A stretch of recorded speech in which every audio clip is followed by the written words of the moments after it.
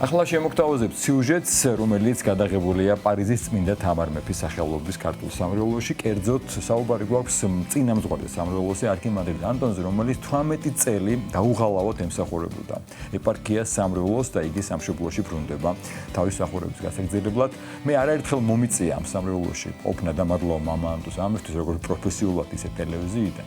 თუმცა ახლაც დიდი მადლობა მას და ორგანიზატორებს, რომ ჩვენი ტელევიზიის ბიგიდით ვიყავი მიწვეული და ჩვენ ამით ვთავაზობთ სიუჟეტს და კიდევ ერთხელ შემაჯამებელი საღამო იყო და უნდა ვთქვა, რომ მართლაც წარმოუდგენელი შეძლო ამ ადამიანმა, მამა ანტონმა, როცა ჩავიდა ახალგაზრდა ბიჭი, სრულიად არაფერი არ იყო მაშინ იქ, პატრიარქის კურთხევით, მეუფე აბრაამის კურთხევით და დღეს უკვე არსებობს საფრანგეთში 14 გამართული ქართული სამრევლო. სამრევლო სკოლებით, გუნდებით, ანსამბლებით და რაც ყველაზე მთავარია, იქ ცხოვრობენ ქართველებს, აქვს სივრცეები, სადაც ისინი შეიძლება იყვნენ ერთად. არ მოწყენ ქართულ ფესვებს და თავი იგრძნონ ერთ პატარა სამშობლოში და მამა ანტონი ძალიან ბევრს ვთილობდა ამისთვის და მეც მინდა ამას მადლობა გადაუხადო და დანარჩენი კი მოვისმინოთ და ვნახოთ ჩვენი სიუჟეტით.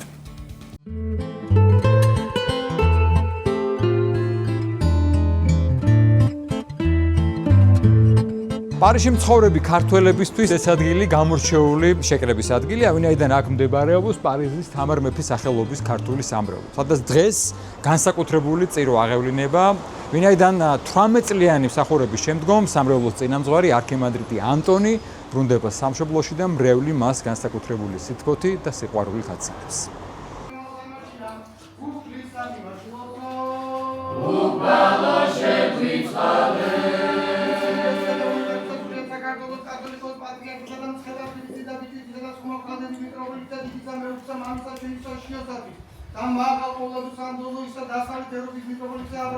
არქიმანდრიტი ანტონი დასავლეთ ევროპის ეპარქიაში სრულიად საქართველოს კათოლიკოს პატრიარქ ილია მეორის ლოცვა კურთხევით 2008 წლიდან მსახურობდა.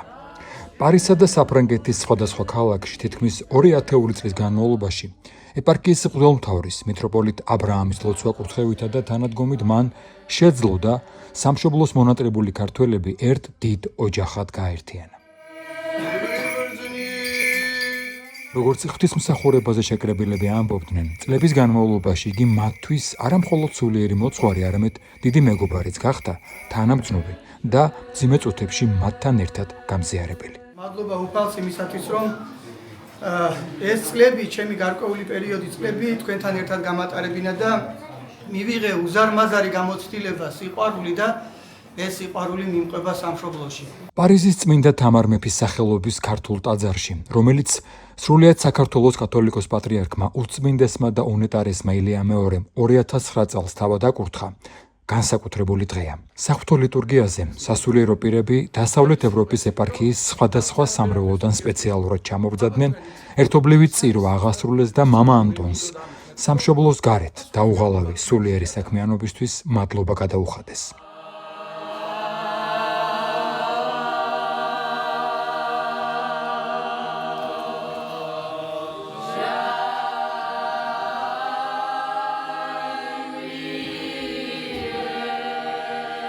როცა ხარ შენი ქვეყნიდან, შენი ეკლესიის დესპანი, რომელსაც პირადად გაქვს ურთიერთობა, შეხება, პირადად უსმენ და პირადად გისმენ სრულიად საქართველოს კათოლიკოს პატრიარქი, ეს ძალიან დიდი მოტივაციაა.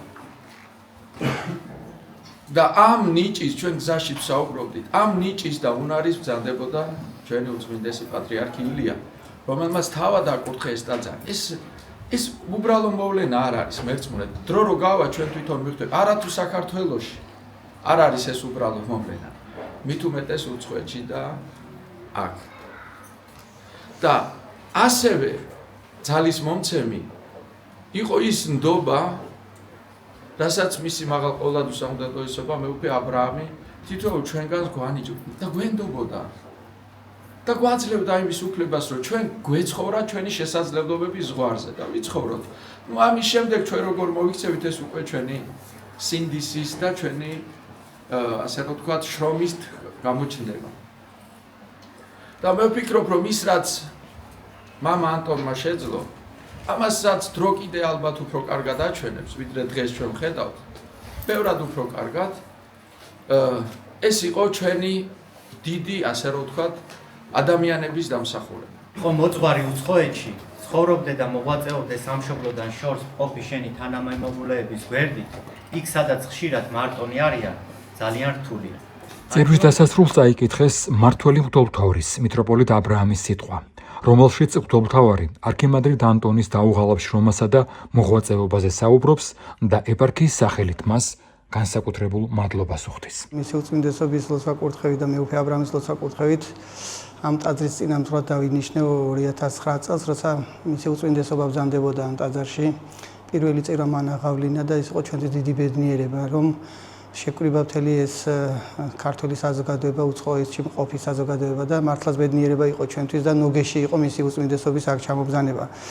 ამ ტაძარს ძალიან დიდი მნიშვნელობა აქვს, იმიტომ რომ ეს არის ქართული კერა და ერთადერთი ეპარქიაში, რომელსაც ჩვენ გვეკუთვნის ეპარქიაში, რომელსაც არის სულად დაქვემდებარებული და ამისთვის აუცილებლად მადლობა უნდა უთხრა ბატონ ბუბაქებურიას, რომელმაც აგვიშენა ეს ტაძარი.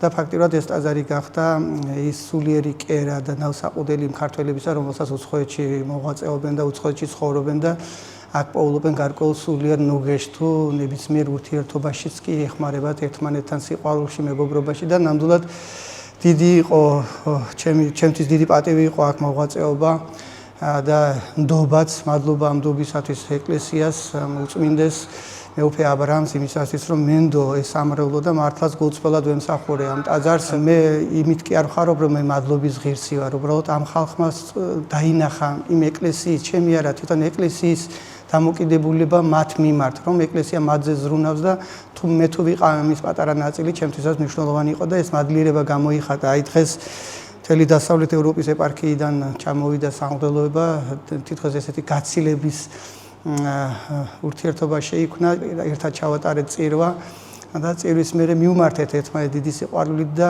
ესე მომიწია მრევლთან, მიწევს მრევლთან გამომშვიდობება, მაგრამ ეს გამომშვიდობება არ ნიშნავს, რომ ჩვენ სამუდაოდ ტოვებთ ერთმანეთს. პირიქით, მე მათ ვეგულებოდი იქნება საქართველოში, ისინიც მეგულებოდნენ იქნება აქ და ყოველთვის ჩემი გული იქნება მათთან, როგორც ისინი თვითონ ამბობენ, რომ ისინი იქნებიან ჩემთან. ჩემი როგორც დესპანის საქართველოს საგანგებო და სრულუფლებიანი დესპანის მისია დაიწყო სწორედ პატრიარქის ვიზიტით პარიზში და ის სწორედ იმ დღეებში, როცა პატრიარქის ვიზიტს ვამზადებდით, ამ ვიზიტის ფარგლებში უნდა გახსნილიყო წმინდა თამარ მეფის ტაძარი. შევხვდი პირველად გავიცანი მამა ანტონი, მაშინ იყო ძალიან ახალგაზრდა მოძღვარი და აი იმ პირველი შეხვედრიდან დღემდე ეს ადამიანი ჩემთვის იქცა საქმის ერთგულების, სამშობლოს სიყვარულის, ქართული საქმის მოამაგის ერთგვარი ეტალონი და აი არიან ადამიანები, რომლებიც ხან შეიძლება კეთილი სიტყვით დაგამახსოვრონ თავიანთ კეთილი საქმით, სიკეთის კეთილების დაუღალავი ენერგიით და ალბათ იშვიათია ესეთი ადამიანი, რომელიც ამ ყველაფერს ერთად აერთიანებს და მე მომსწრევარ მასთან ერთად მრავალი წელი გავატარეთ აქ მის სამრევლოში, მასთან ერთად ბევრი ორგანიზაცია, ბევრი ღონისძიებას გაუკეთეთ ორგანიზება, რამდენიმე ვიზიტი მოვამზადეთ ერთად პატრიარქის, ძალიან საინტერესო ვიზიტები და მამა ანტონის მთავარ მიღწევად სხვა უამრავ მის ღირსებასთან ერთად არის ის, რომ მან პატარა საქართველოს შეუქმნა სამშობლოს მოწყვეტილ და სამშობლოდან შორს მყოფ ქართველებს. 2008 წელი იყო, როდესაც ვთხოვეთ მამა დოსითეოს ბელგიაში, ახლა უკვე მეუფე დოსითე არის, რომ თვეში ერთხელ ჩამოსულიყო ხოლმე, რომ ბაცეთ ამ წირვა ჩაგვეტარებინა ბავშვები, ეზიარებინა და ასე შემდეგ. მამა დოსითეოსმა რა თქმა უნდა გითხრა მაშინ, ახლა მეუფე დოსითეოსმა თანხმობა განაცხადა, მაგრამ გითხრა რომ რა თქმა უნდა მე არ წყვიდა ეს ყველაფერი საპატრიარქოს დაუკავშირდითო და დაუკავშირდით საპატრიარქოს და აქ პარალელურად მე როგორც გაირკვა ესეთი რაღაც ხდებოდა ბატონი ბუბა გაიცნო პატრიარქი და უნდოდა პატრიარქს რამე გაეკეთებინა პატრიარქისთვის საჩუქარი ასე ვთქვა და პატრიარქმა მას უპასუხა რომ საჩუქარი არ უნდა და ბატონი ბუბა უკვე მოღვაწეობდა პარიზში და უთხრა რომ თუ შეგიძლიათ არ გვაქვს ეკლესია, ავსნელი და ქართული ეკლესია არ გვაქვს. ეს პარალელურად ხდება ჩვენ ესე იგი ვითხოვთ მოდელს თვეში ერთხელ რომ ჩამოვიყვანოთ ხოლმე ჰალში და რუანში. ამ დროს აქ მომწიფდა ეს საკითხი რომ ბატონ ბუბას უნდა ეკლესია გააკეთოს და უწმინდესის სურვილი იყო ლევილში რომ ყოფილიყო. ეს მისი ოცნება იყო. და საპატრიარქოდან მიპასუხეს რომ ხოდელი რომ გამოუშვათ თქვენთან თუ შეძლებთ რომ შეინახოთ. ნუ სანამ ეს მოლაპარაკებები მოხდებოდა, სანამ ეკლესია გაკეთდებოდა, ჩვენ რა თქმა უნდა უთხარით კი და ესე გამოგვიგზავნეს მამა ანტონი, დავხვდი არ ვიცნობდი მანამდე რა თქმა უნდა, მხოლოდ ტელეფონით ერთხელ ელაპარაკე და დავხვდი აეროპორტში და აი იმ დღიდან ეს 2008 წელს ხდება და იმ დღიდან ვიცნობთ და მეგობრობთ. მე თავიდან გაკეთდა რუანის სამრევლო, იქით ცხოვრობდა რუანის და ლეავრის სამრევლო, ეს ორი ქალაქი. ესე დაიწყო და პარალელურად თან მოვდიოდით ხოლმე აქ პარიზში. ბატონ ბუბას ხვდებოდით ამ ეკლესიის საკითხებთან დაკავშირებით. თავიდან ლევილში უნდა ყოფილიყო ეს, მაგრამ მე იურიდიულად, ადმინისტრაციულად ხვდებოდით ლევილის წარმომადგენლებს.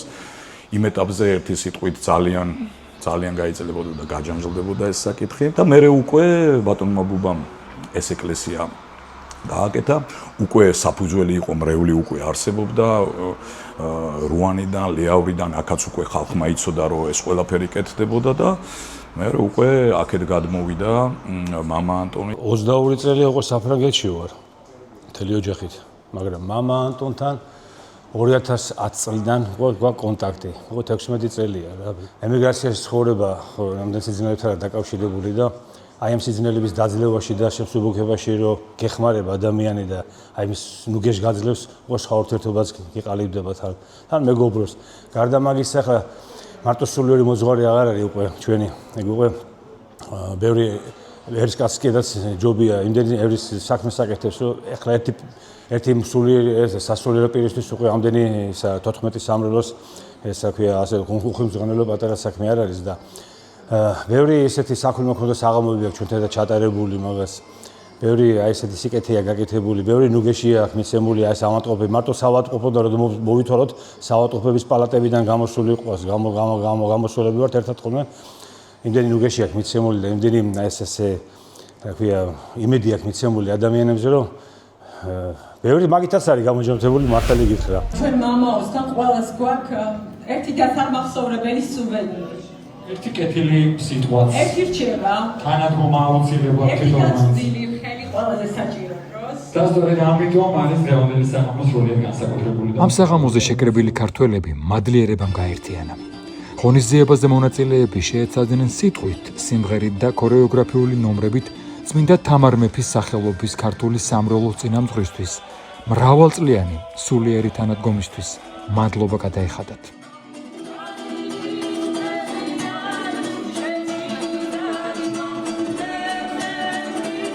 2008 წლიდან დღემდე არქიმანდრიტ ანტონის ძალისხმევით ჩამოყალიბდა 14 სამრევლო საფრანგეთის სხვადასხვა ქალაქში, სადაც სამშობლოდან შორს ცხოვრები ქართველები ეკლესიის წიაღში გაერთიანდნენ. დაარსდა საკვირაო სკოლები ბავშვებისთვის, სადაც უცხო ქვეყანაში დაბადებულ ქართველ ბავშვებს ქართული ენა, ტრადიციები და სამშობლოს სიყვარული სწორედ იმ სივრცეებში შეუნარჩუნდათ.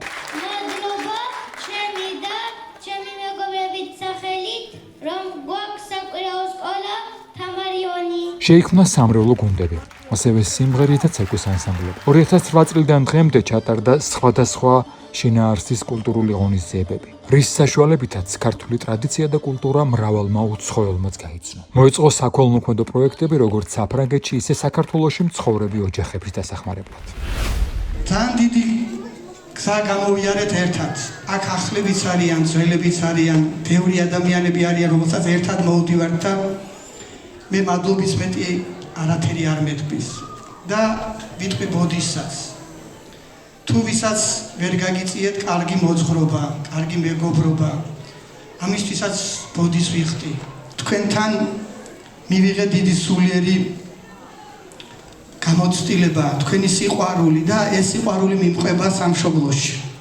ეს არის უბრალოდ დღეს შეჯამება იმ უდიდესი შრომის, უდიდესი ძალისხმევის, უდიდესი 8 წლის, რომელიც მამაომ 2009 წლიდან კონკრეტულად პარიზში, მანამდე უფრო ადრე რუანში იყო, მაგრამ კონკრეტულად წმინდა თამარ მეფის სახელობის ტაძრის წინამძღოლის, ასე ვთქვათ, როლში იყო 2009 წლიდან.